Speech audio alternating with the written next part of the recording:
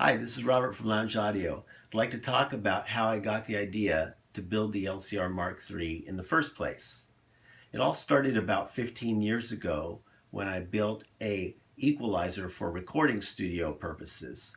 That equalizer used inductors in it, and it sounded just great. So when I got interested in phono preamps, I found out there was a circuit for phono preamps that used inductors.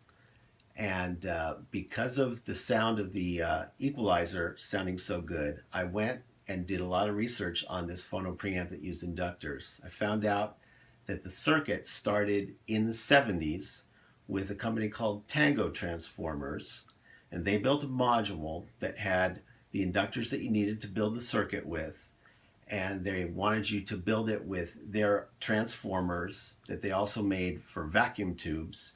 And of course, when you use vacuum tubes, you got a pretty big circuit and a lot of complexity. And I decided to strip all that down and build a circuit with just the inductors and with op amps.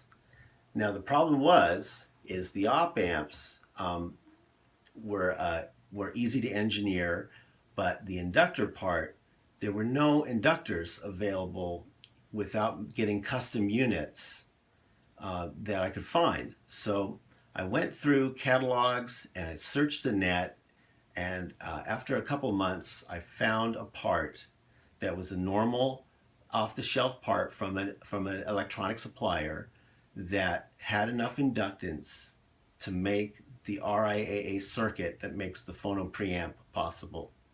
The problem was the inductor didn't have good bass response, so I had to engineer that out. And so with the op amps, I was able to correct that aspect of the inductor. The other problem, though, is that when you buy a few of these inductors, you realize they don't match. So I realized I had to buy a lot of them and test them all to get matched pairs.